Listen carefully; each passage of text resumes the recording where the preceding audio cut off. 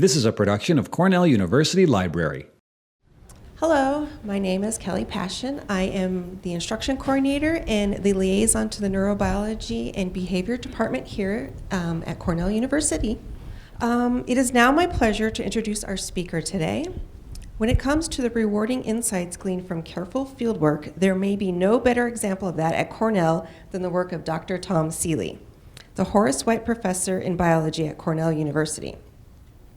Dr. Seeley has devoted a lifetime to the close study of the behavior and social life of honeybees, focusing specifically on the phenomenon of swarm intelligence, which is to say, the solving of cognitive problems by a group of individuals pooling and processing their knowledge through social interactions.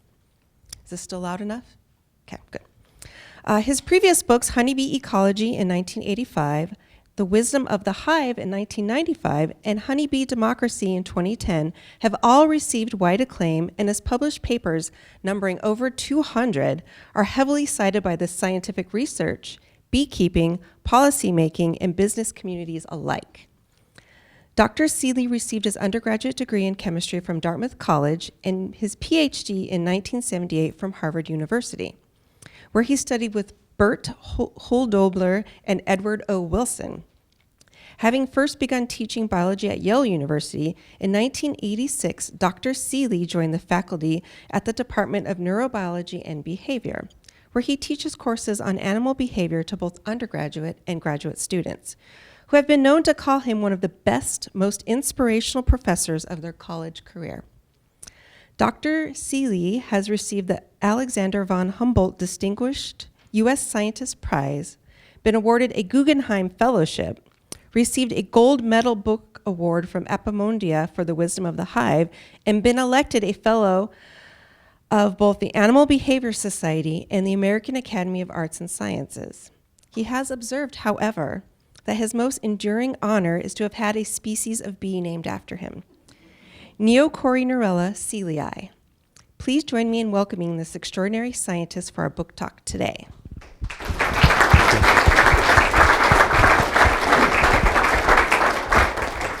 Thank you very much for those very encouraging remarks, introductory remarks. And I just want to add that the reason I got that little green bee named after me is there was an entomology PhD student. I served on his committee. He did a very strategic thing. He had to name, I think it was 4 or 5 species he discovered. He named one after each of his committee members.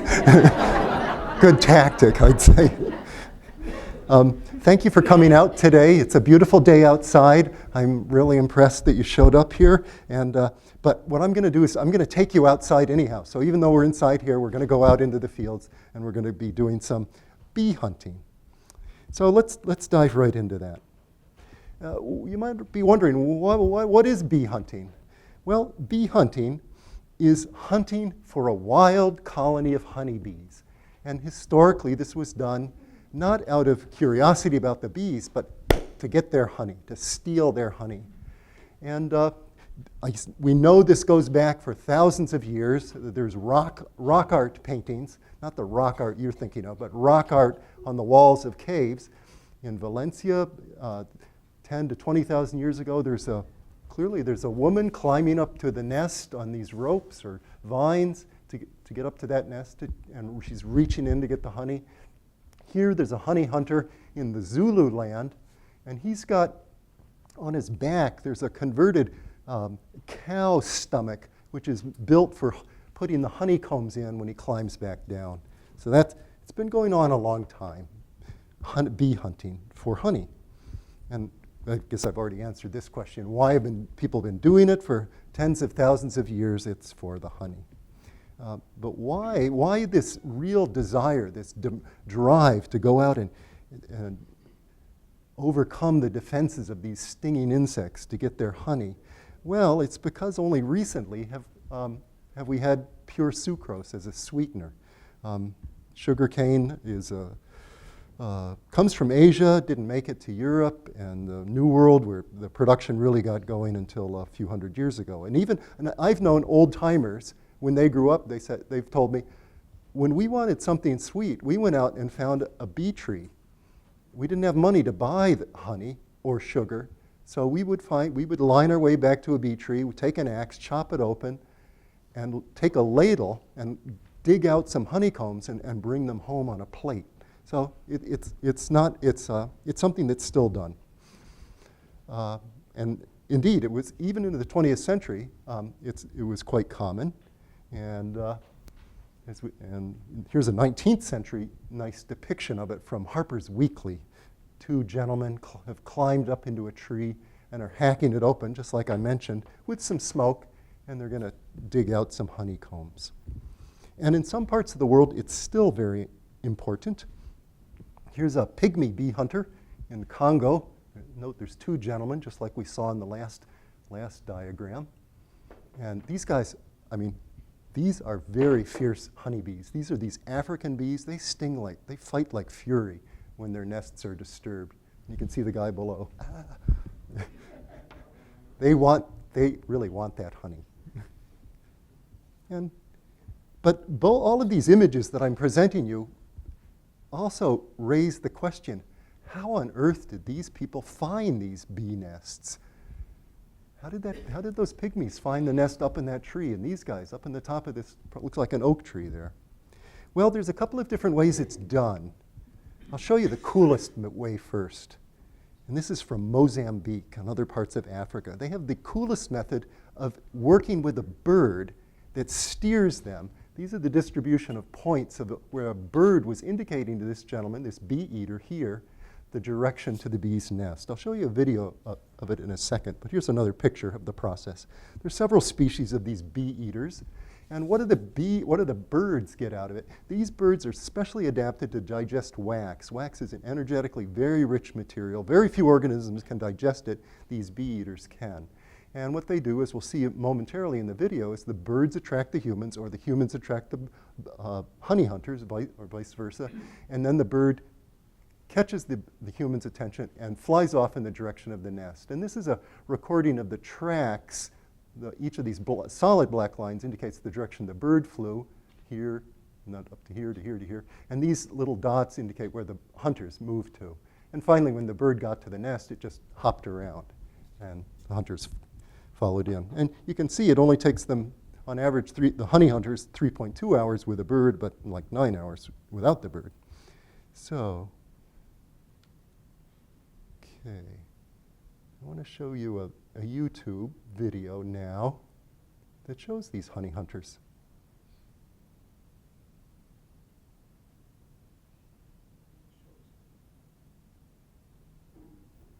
Researchers have long known that people in Africa cooperate with wild birds called the greater honeyguide. Birds shoot people where to find bees' nests, which they harvest. That guy looks happy.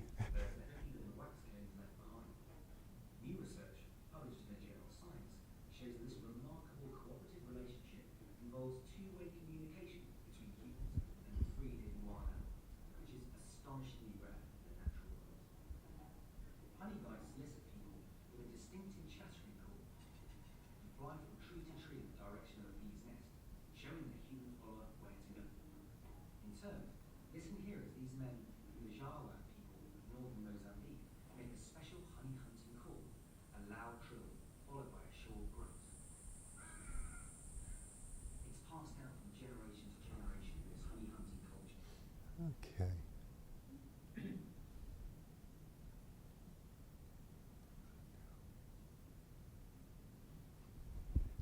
So that's the really good way to do it. That was the very efficient way to do it. Where do I go from? Okay. Now there's another approach, the European tradition, because the honeyguide birds are native only to Africa. So a different technique developed in Europe. And this is a technique, here's a nice Hungarian bee hunter from the 1930s. The European technique works with a trap, and this is the technique I learned. And these are little traps where you trap a bee in. These are made of horn, but they could be a wooden box, like I'll mention shortly. You trap bees off flowers. You put some honey in your trap, and you trap the bees in there so they find the honey easily. You're introducing the bees to the honey. Then you can let one bee out at a time, in the direction that you see the bees go. And you can follow the bees back down the line to their home. And there's a surprisingly rich literature on this topic of bee hunting using bee traps.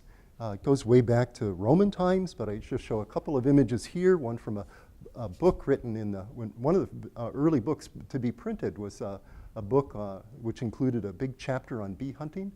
John Burroughs, the famous American naturalist and conservationist, wrote a book on this topic. He wrote beautifully. He was very skilled in his bee hunting in the Catskill Mountains. Henry David Thoreau wrote a very long, one of the longest entries in his journal for 1852 on bee hunting, where he recounts a day when he went out with two experienced bee hunters, and he was just intrigued by the process. And so that was really nice. My favorite author on bee hunting, however, is the gentleman George Harold Edgell, who in 1949 wrote a tiny little treatise published by Harvard University Press, of all places, on bee hunting. Here's what it is. And Edgell was a very distinguished gentleman. He was a professor of architectural history at Harvard. He went on to become the director of the Museum of Fine Arts in Boston. But his passion, one of his other passions, was bee hunting. He grew up in New Hampshire. He learned it from old timers up there. And he did this for 50 years. And he commented at one point, he said he'd written a number of scholarly books and had written scholarly papers, but he said he never got as much interest in any of that as he did in his little book on bee hunting. So there's a long history of writing about these, and I threw my hat into the ring in connection last year and wrote this little book, Following the Wild Bees. And the addition that I did to what the work was done before is I could not only talk about the craft, I could explain the science behind it, how it is the bees are able to do things like navigate out from their nest miles out to your food source that you're creating, and then they can find their way back home and then back out, and they can even bring their nest mates, things like that. What I want to stress is that, and I learned the bee hunting as a research tool. I won't talk about that today, but I needed to find wild colonies of honeybees to understand how they're living and living healthily all on their own. But it is a lot of fun, and I really think it's true to refer to this as one of the most fascinating of recreational activities you'll ever find. After all, you play it outdoors, you use both your muscles and your brains. It doesn't require any costly equipment. Like, you can do this for like $20. The big expense is to buy a magnetic compass, you'll see. You can build the box yourself. You can play it alone or in a group. So whether you're feeling like you need a day out just by yourself, you can go bee hunting. It's really fun to do it as a group too, because then you've got a lot of set pairs of eyes. But it does demand skill and persistence. So it's not a trivial activity. You build suspense because step by step you're getting closer and closer to the hidden treasure that this is a treasure hunt. And it ends either in a harmless disappointment because you don't always find the bees' home. Sometimes the bees are nesting so high in the trees you just can't find their home. But if you do succeed, it's what I like to call an exhilarating triumph. Because, well, you'll see why. Because what I'm going to do now is take you on a bee hunt. This was a bee hunt that I did in August 2015 up at my place in Maine. And it was this time of year when the goldenrod was in bloom. And what I did is I went to those goldenrod flowers. I captured bees with the bee box, as I'll explain shortly,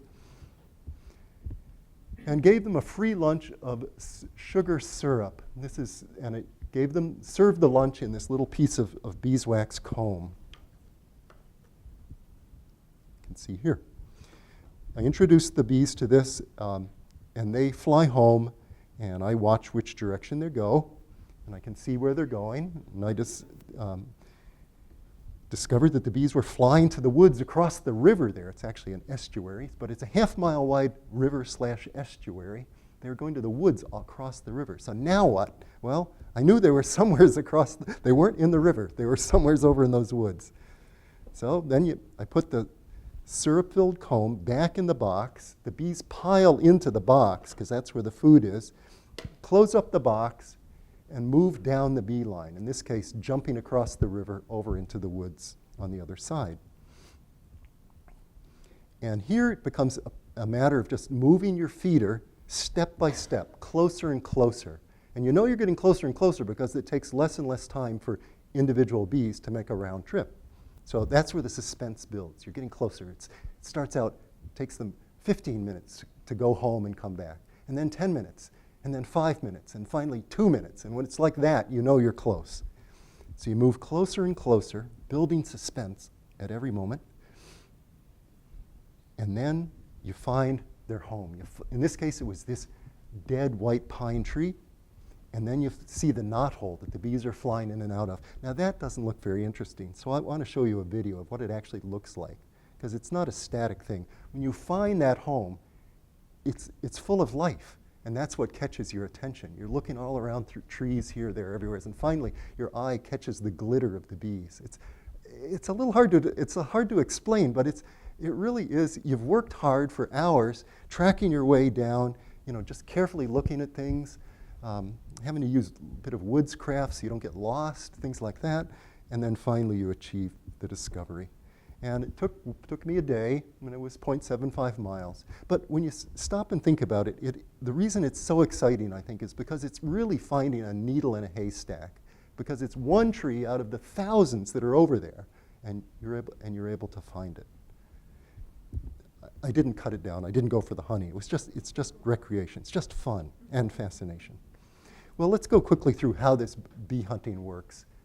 I'll talk about the bee box and other tools, the bee hunting season, how you get a beeline going, how you use the beeline, and finally I'll make a pitch at the end about not taking up the bee tree, in other words, not cutting it down and stealing the honey. We'll talk a little bit about that. What's the bee box? The bee box is this little device, goes back back centuries and centuries. It's just a little device in which you capture bees. You capture a bee off the flowers, and then it's a device whose function is to help you introduce a bunch of bees to a rich food source. So you catch a bee in the box. The middle part of the box, there's two chambers in the box, one with a front door. The rear chamber, you let in light, it has a window. So you capture a bee in the front chamber. You open the rear window to let in light. The bee's freaked out, so she wants to escape. So when you raise the divider, she flies to the window, and then you trap her in the rear chamber. So you got one bee in the back. Then you do it again, and you can do that again and again. You get half a dozen bees, or even more if you're really good at this. And then you put everybody in the back, then you put the comb in the front. We'll come back to that. And then you leave it for 5 minutes. So we'll leave the box quiet for 5 minutes now. What else do you need beside a bee box? You need, this is really technical stuff, huh? You need a square of old comb. You need a jam jar of sugar water. You need a medicine dropper. Here's where we get to the fancy stuff. You need a compass. A topo map is very, very helpful, so you can see ahead where you're going once you have the bearing of the bee's flight lines home. You need some flagging. Flagging's very helpful. Why is that? Find your way back out of the woods, or find your way back to the bee tree once you find it. And you'll need some paint pens because we're going to be labeling individual bees for individual recognition. Well, when do you do this? Whenever you can find bees on flowers. I've done bee hunts in April, did one here on the campus in April, we'll see that shortly, or into October. Around here, that's about when the last flowers are available. My personal favorite time is right now when the goldenrod is in bloom. Okay, so how do you establish the bee line? Well, step one is to know what a honeybee looks like. It looks like this. Pretty distinctive. Big bee. And second thing you have to do is you want to choose a location. It can be either rural or urban. Here's just a map of the Harvard Yard where I did a bee hunt many, many years ago. Caught bees off daffodils in front of the Memorial Church and discovered that they were nesting in the side of Emerson Hall, just partway across the yard. I've also done it in Central Park. Found a bee tree up on what's called the Ramble, the high area with a wooded area. So you can do it in cities as well. It's most fun for probably most of us to go out into the woods and fields, though, to do it. So as I mentioned before, you start by capturing a bee in your box, trap her in the rear compartment. Once you've got a bunch of bees trapped in the rear compartment, you put that comb filled with the sugar water and sugar syrup in the front compartment, raise the divider, I forgot to do that. So the bees can now come forward, find the comb, and load up. At this point, the bees feed up on the sugar syrup, and after about 5 minutes, you let the bees out, watch them fly away. And here's a good, when they first come out, they will, if they're really interested in your food, they'll come out, turn around to start memorizing the appearance of the bee box, and then they will circle off home, flying home. And if you have good eyesight and with a little practice, you can actually see which direction they go. But now comes an anxious moment. You're wondering whether the bees will in fact come back, because this is a little bit of a weird situation for bees. In nature, they would only feed from a piece of comb if they were robbing from another colony's nest, and that's dangerous work for bees. But they do like sugar syrup. So generally, they do come back. And when you have a bee come back and she lands and puts her tongue in the comb, you can almost watch the neurons involved in learning firing. So that bee is learning that this is a good food source. And they will generally they will recruit their nestmates. And so soon you have this whole bunch of bees piling on, and so you have a lot of traffic, and that makes it even easier to see which direction they're going. Now at this point, you want to make things personal, individual. So you next need to label some bees for individual identification. Use a little paintbrush. You can put, the bees are intent on feeding, so they're not freaked out if they're touched lightly by a paintbrush. And you bring various colors. That bee was going to be green thorax. Another bee will be red thorax or blue thorax or yellow thorax. You can label up lots of bees. Now, why do you want to do that? It's because, well, if you're a little bit obsessive compulsive like me, you really want to get data on individuals. You want to see what direction individuals are going and how long it takes individuals to make their time home and come back. Here's an example from my notebook, and I show this with a little bit of embarrassment because it reveals just how, well, I like to take data, I suppose you might say, but here I've just kept in my notebook a column of individual bees, and for each bee I noted when she left the feeder and when she returned, so I know how long she'd spent away, and when possible I would cite the bearing of her flight, her departure bearing. And you can see most of them were clustered here around 200 degrees. So that told me that all of these bees were going back in the same direction, almost certainly from the same tree. And I knew the direction now. And by timing the bees, how long it takes them to go home and come back, that gives you a pretty good indication of the distance to their home. If it's only a couple of minutes, it's very close. The bee tree, their home might be within sight. If it's 5 to 9 minutes, it's less than a mile away. If it's more than that, it's farther. And if you take data the way I've done it, you can pay attention to the bees that are making have the shortest away times, and you can convert that into an estimate of the distance. Because I've worked out this curve. For a given amount of time away, it's a pretty good indication of the distance to the home. So in that case, that example, the time was about 6 minutes, so I estimated the distance was a little more than a half a mile away. And when I found the tree, it was 0.56 miles away. So these techniques are pretty good. But you still need to follow the bees down the line. They're not good enough that will take you directly to the tree. I wouldn't go half a mile and start looking for the tree.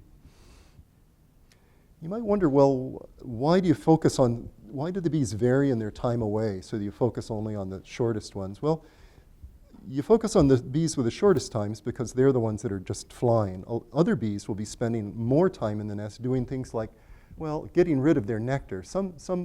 When a bee comes back with a load of your sugar syrup or nectar, if she's coming back from flowers, she doesn't disgorge that nectar directly into the cells. She passes it off to a receiver bee who will then process the nectar and make it into honey and store it in the cells. And sometimes it takes a forager a while to find one of these receiver bees. So that can make for an unusually long trip time away. Or sometimes, and bless them, some of the bees will go home, really like your food source, and perform waggle dances to advertise it to their nestmates. And that takes time too. And that's critical. You want neat bees to do that because you want to have lots of bees coming to your little feeding station. At this point, you make moves down the beeline because you know got a good sense of the direction, pretty good sense of the distance, but you still need to zero in on the tree. So what do you do now? What you do now is you take the comb put it back in the box. The bees are a little disturbed by this because you've changed things. But they eventually pile onto the comb. Now you close up the box, and now you move down the line.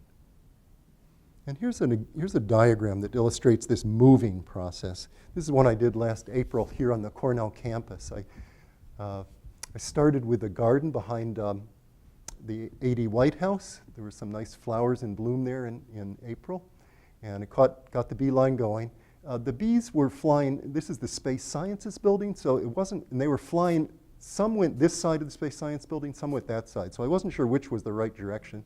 So then in my first move, once I had a good bunch of bees and I knew it was somewheres off in this direction, I jumped over here.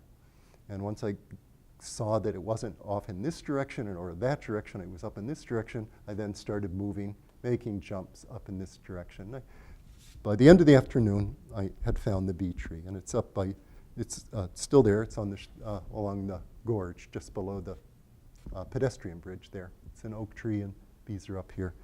It took 4 hours and 40 minutes, but that was much longer because I was working with a film crew, and they wanted to film each step of the process. I could have knocked it off in an hour or two working on it. But if anybody's interested in knowing seeing that bee tree, I'll be happy to show it to them.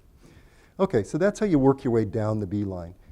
Eventually, you as I say, the time gets very short, so you know you're near the tree, and now you have the challenge of actually finding the tree. And sometimes it's easy, like if there's a lot of bees on the outside of the tree around the entrance, there or here. But sometimes it's hard because the bees, they like to nest high up with the entrance, high off the ground, probably for safety against bears. And sometimes it's not so hard to see the entrance, but sometimes it's terribly hard. But sometimes you get lucky and the entrance is low. And then you have the fun. That's what we saw in that little video of the bees buzzing around that white pine tree.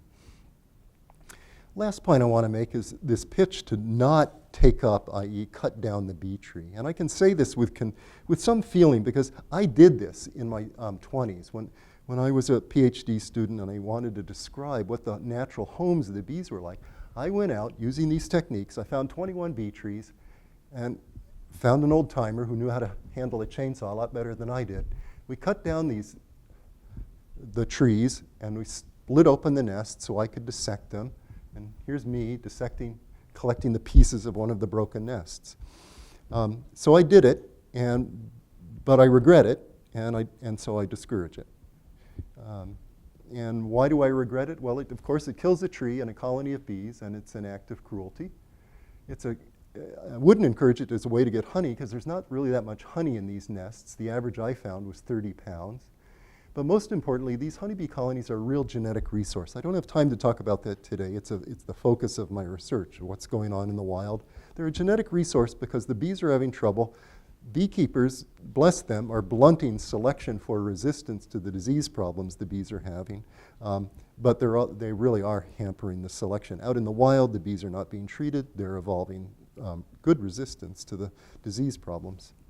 And there are much better ways to get these wild honeybees are good bees, better ways to get them without chopping down their homes. It's a technique called bait hives. If you're interested, I'll be happy to talk with you about that. So to summarize, here's why I recommend bee hunting as a recreational activity. Well, first of all, it connects us all with the beauty and mysteries of nature. You're dealing with live animals, wild animals, but they're coming to you, and they're coming to you up close, and they're not freaked out by you, because you're just being very helpful to them, giving them food. It's much like bird watching, but with birds. I don't know about you. I love bird watching, but I always find it awkward to have to look through the binoculars. I can't get as close to the birds as I'd like to generally, except out on Appledore Island where the gulls are. And I do want to stress there's no risk of being stung. You're not disturbing the bees, and in fact, you're enticing the bees. You're giving them a nice meal. I want to stress, too, that this connects us with organisms that we cannot live without. These are our most important pollinator. It's nice to know who that is. And I think engaging with these bees helps motivate us to keep the world healthy for them. But most importantly, I recommend it because it's fascinating, it's challenging, and it's fun. So, well, on that last note, I just want to thank you for your interest and attention. My pleasure to give you this talk.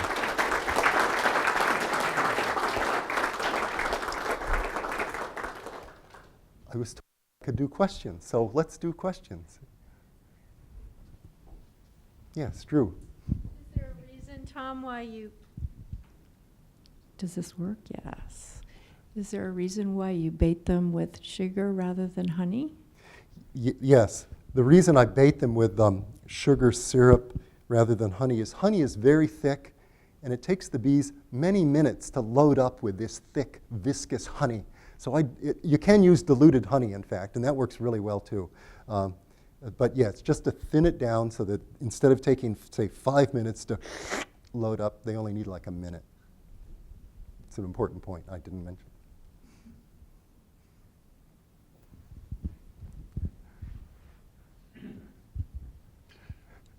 When the bees hand off the syrup Yes. to inside the hive, Yes.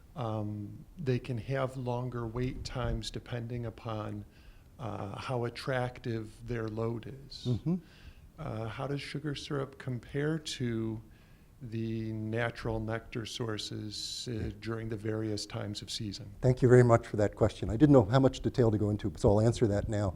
The sugar syrup that I use, and I've played around with this, is 60 parts sugar, 40 parts water. So it's primarily sugar, and that puts it in the range of the very best nectar in the world. So yeah, I'm giving them really good stuff, plus it's there in abundance. So and if it were not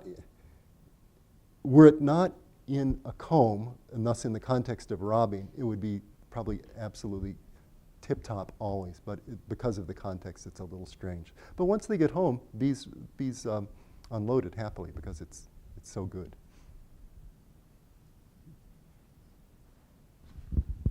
Thank you. Is it important to think about the potential toxicity of the paint as, like, I don't know, potentially hormone disrupting or something like that? Like, would you recommend a specific kind of paint? Yeah, I recommend the little paint pens that have a water-based paint. Posca is the brand that I use. I also will use use shellac-based paint. Get some natural shellac, which is based on alcohol and a little insect exoskeleton material. Mix in a little ground artist pigments. Those work well too. Yes, here. Did older bees, I mean, you get some sense of which ones are older by how worn they are. Do the older bees make the trip faster than the younger bees? In my experience, the older bees, which do have those tattered wings, are a little slower in their flying. And it may not just be that their wings are tattered, they're looking a little tired too. Once I even saw an elderly bee, very elderly bee, who had been watching all day make trips, and every trip got slower and slower and slower. She finally loaded up on her last trip and crashed. She just couldn't make it home. So that was, yeah. She should have retired and taken it easy. Yeah. I'm just curious, are honeybees native to our area? No, Apis mellifera is not native. We used to have honeybees in North America, but that was about 30 million years ago. They died out. They were not introduced until the English and perhaps the Spanish settlers in the 1600s, maybe the Spaniards in 1500s. They really took to the New World, though. They escaped from the English beekeepers' hives, got out in the woods. They shot across this continent a lot faster than the people did. So like when Lewis and Clark did their expedition out west, in their journals they record that their men went out and got bee trees that day and loaded up on honey. And that was when there weren't a lot of white men poking around out there. Certainly no settlers. No human settlers. Is there a prime time, so to speak, for the honeybees to collect nectar? There's a number. Each summer the nectar flows or nectar availability stop and start. It all depends on when the big nectar sources are in bloom. We're coming into a big one right now with the goldenrod and then the asters. But earlier in the summer, we had the clover bloom and the black locust trees in bloom, the basswood trees. It stops and starts. It's episodic, and we're starting a big one right now. Thank you. Yep.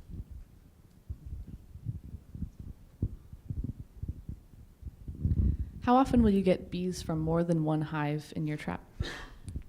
Often. And I've had up to two or three, up to three or, no, I should say 3 or 4. And what you do then is you just choose the one that you think is closest based on the trip times, and or might be in the most easy, might have the most direct route. If you have to head deep into heavy woods, that's challenging. So I tend to steer away from those unless I have to for the research projects. But yeah, and that's not a problem if you have multiple ones. The bees don't fight, and you just go whichever one looks. It's your choice. And as you start moving closer and closer to one, you just naturally the other ones drop out. Yes, John. What features of a tree make it attractive to bees for a hive? Oh, we know a lot about that. Thank you for asking that. It's a number of things. It's about 6 traits make for the ideal home site for the bees. One I referred to was the height of the entrance, for safety against bears. And others, they like the entrance quite small, only about like that, not quite even 2 inches in diameter if it's a knothole. They need the cavity to be sufficiently large to hold honey. So that's their winter heating fuel. So they need something on the order of about 40 or 50 liters is their ideal, but not too large. And they also like the entrance to face to the south. They have a preference for that, probably again for the winter. It helps them make their winter cleansing flights on sunny days. So a lot of things, and that's I'm glad you mentioned that, because that gives you some guidance at the end of the hunt when you're looking for going from tree to tree, just checking.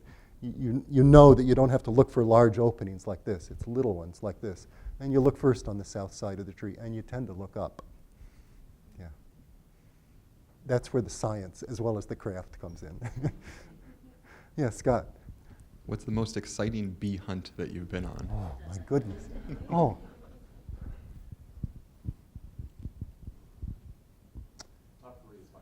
Yeah, I think it was the bee hunt that took me 3 years. It was in the Arnott Forest. I started it 1 year, couldn't find, I knew where the tree was. I was up on this steep hill where there's tall pines and hemlocks.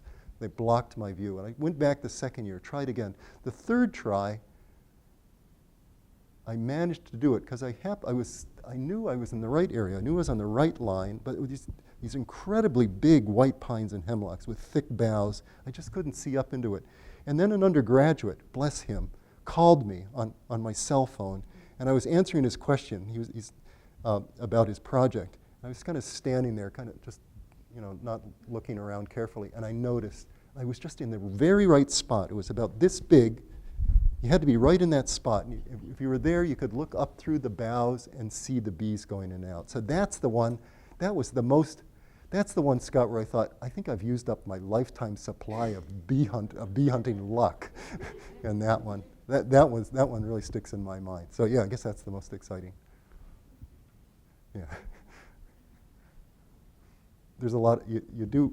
It's like all forms of hunting.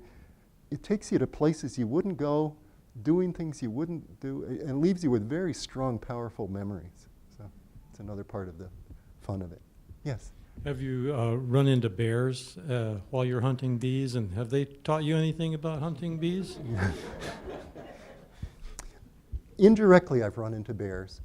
I referred to the importance of the value to the bees of nesting high off the ground. And the bears demonstrated that to me very clearly, because in a couple of ways. One is that these nests where I see the entrances high off the ground, I never see bear claw marks going up those trees out in the Arnott Forest. But one bee tree was in a red oak, and the red oak fell over. The tree was still alive, but it broke off at the base. It fell over, and the bears now the entrance was no longer 35 feet up in the ground. Off the ground. It was like 2 feet off the ground, and the bears were all over that nest.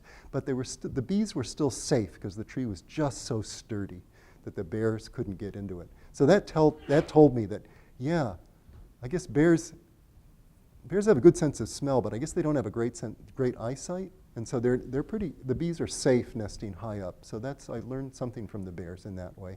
I've also learned that they must be really big because I've seen their footprints in the mud. Those are really big footprints.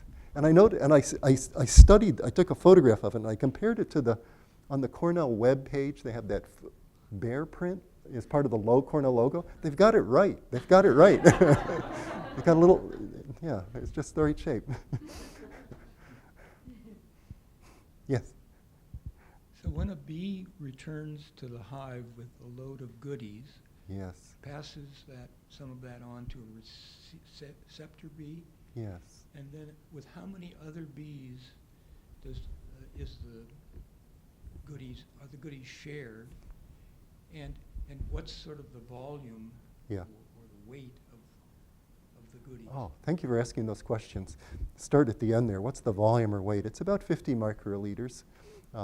And it weighs about, because it's dense solution, it weighs about 80 milligrams. And that's, there's 60 milligrams or 70. But I know it's 80% of the bee's empty body weight. So it's a big payload that these bees are hauling home, which is impressive.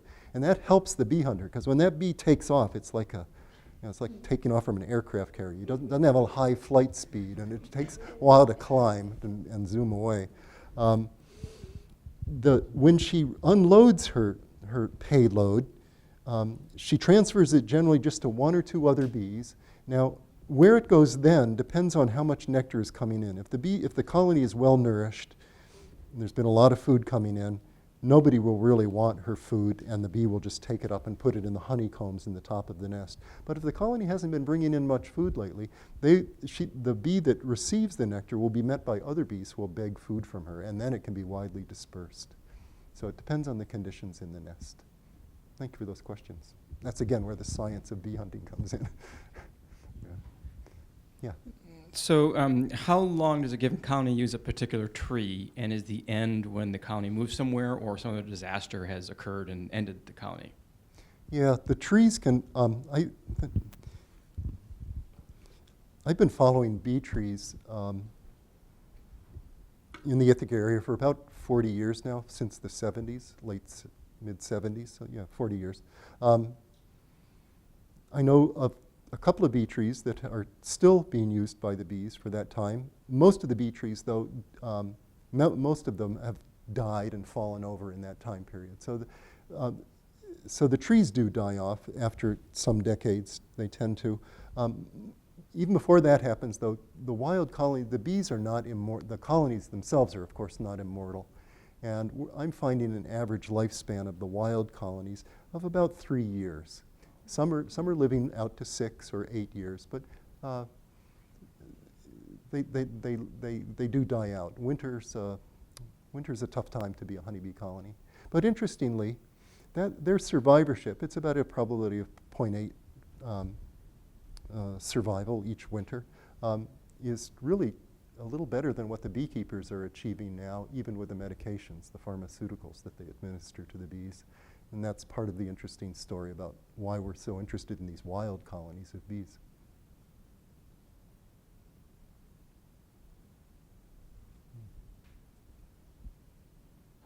When you're bee hunting, do you come across hives that are like bee trees that are fairly close together, or do bees usually find trees that are farther apart? It looks random, so sometimes you do find 2 trees that are close together. I think the closest I've found them is maybe 150 meters apart. The average separation is 850 meters, so they are widely spaced. And that works out to about a little bit more than 1 per square kilometer, or 2.5 approximately per square mile. They're out there, quite abundant. And remarkably, they're as abundant now as they were back in the 1970s when I first mapped them out in the Arnott Forest, which was one of the curious tip-offs that something's different is happening out in the wild.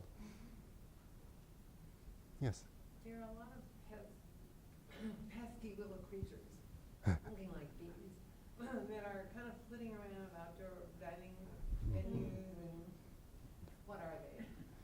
Well, the ones that are probably bugging you the most are various flies, mosquitoes, things like that. So a whole different class of insect, the Diptera, not the beautiful Hymenoptera. Yeah, because these bees, almost all the bees are vegetarians. They don't want our hamburgers and things like that. They do like your Coke in your Coke can, however. So they're going for sugar, water, and pollen. So the bees are not the pestiferous ones, generally. I've heard of another method of hunting bees where you get a bee and you put a little bit of wax on the back, and then you have like a red piece of yarn, and it it's a visual guide and also like kind of weighs the bee down so that it's flying slow enough that you can actually just follow that one bee all the way back. Have you ever done anything like that? I haven't done that because I've always been, but I have read about it, and I bet it works well. I've heard people use a bit of red yarn or white string or something. I haven't done it because I was worried about what would happen to the bee when she got back in the hive, whether she'd get stuck or caught or something like that. The other technique, but a similar technique, which I have used, which uses the same logic, is you dust the bee with flour. She's white, and against a dark tree line, she really stands out. Yeah, there's a lot of additional techniques. Do they ever make beehives somewhere else instead of on trees? Yeah, they will occasionally. Occasionally, very rarely, you'll find them in the ground. But certainly, they go into buildings. A lot of the farmhouses around here have honeybee colonies living in the walls. Out in the desert Southwest, they're in caves where there aren't trees or in cacti. So that anything where they can find a good snug hollow, cavity, they can make as a home. I think I've seen one, and I'm not sure, in a big cactus, these big things. Saguaro, yeah. In Navaja. Oh. And lived there. Yeah. And there was a beehive. I think it was a beehive. Definitely, definitely. Yeah, yeah. And there are the various owls will excavate the cavities and bees move in. Yeah. Yes. In the Arnett Forest, what variety of bees are you finding there? It's all the species Apis mellifera, but from our genetic analysis, we can parse that into what composition, subspecies composition those bees are. And it's very interesting. They have they're about, if I recall the diagram correctly, it's about 60% Ligustica and Carnica. So from the western, the southern Europe. But then there's the Western Asia group, Caucasica. There's some of that, about 10%. But the really interesting thing is there's about 30% of Apis mellifera mellifera, the northern European black bee. Their genes are still heavily represented in the wild colonies. Yeah. How are we doing for time? Okay, keep going, I guess. Okay, sounds good. You showed a picture earlier of the pygmies harvesting honey from up high in the trees. I was curious if that destroys the colonies that they harvest the honey from, and if there's any way to harvest honey from a tree without destroying the colony. Yeah. There are, first of all, with respect to the pygmies, it destroys the nest for sure, but the bees abscond and can move on. So they tend not, the colonies tend not to be killed. And yes, you can harvest honey from bee trees without necessarily killing the colony, and it's called doing a takeout. You can open up the cavity, cut out the combs, transfer the combs, you string them with rubber bands, you put them in those standard wooden frames that are in a beehive, and have the bees move into that new home. And on the side, you take away some of the honey. So that is another approach to doing it. It does certainly set the bees back, though. But on the other hand, you could feed them and give back what you took. You talked a little bit about beekeeping as hindering the genetic diversity available. And so would you kind of recommend bait hives? Could you talk a little bit about what bait hives are and if that would be more responsible beekeeping or? Yeah, let me clarify one point on that. When we, and that includes me as a beekeeper, treat our colonies specifically against the varroa mites, what we're doing is we're blunting the selection for the bees' resistance to those mites. And those mites are damaging to the bees because they're a very good vector of viruses, particularly a virus called the deformed wing virus. I do like to get as many of my bees as possible by using bait hives. And these are, you can make, I can give you detailed information about this if you like, but what I use is a 6-frame nuke box. I make a small entrance, I put it up on my barn, for example. I just caught a swarm 2 days ago in my bait hive on my barn. So you've got the right size box, you've got it off the ground. In that case, it was about 12 feet up. You've got a little entrance, face it south, and you put combs into it. That'll make it very attractive. And we have, this year I put up 11 bait hives and I've caught 9 swarms. So it's this was a good year for swarms, I should say, though. But it's a good way to get bees that have been, if you put them up in remote places, you're tapping into stock that's been able to live on its own. And they're beautiful bees. I mean, they're not real nasty bees, so it's a good way to do it. You just have to be, it's like all forms of trapping. You have to not overdo it. You have to, I put out one bait hive maybe every square mile or something, or a couple square miles. Yeah. Thank you very much for your attention. I appreciate it.